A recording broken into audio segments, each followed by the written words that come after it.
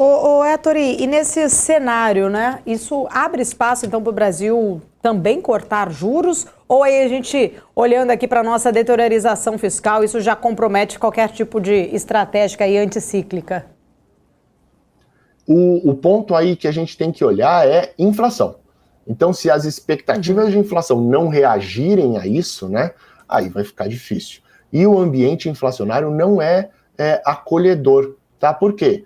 Porque a gente está falando de uma perda de produtividade para o globo como um todo, né? Então, o exemplo mais evidente é o salário por hora de um trabalhador chinês e um salário por hora de um trabalhador americano, né? Então, a iniciativa do Trump seria trazer a indústria da China para os Estados Unidos. Ok, a gente está falando de um trabalho que ganha 30, de um trabalhador que ganha 30, 40 vezes a mais do que o outro, né? Então, a gente está falando de, se eles trabalharem de maneira idêntica em termos de produção, a gente está falando de uma elevação de custos gigantescas.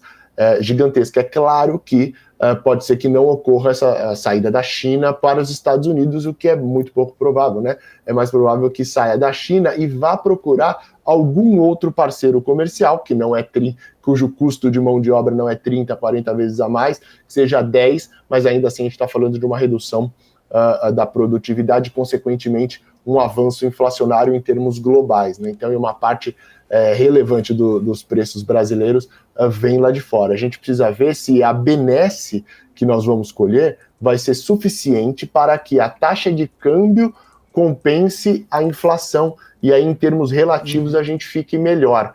E aí isso vai fazer com que as expectativas de inflação se reduzam, e só aí a gente vai poder falar de política monetária reduzindo a sua restrição.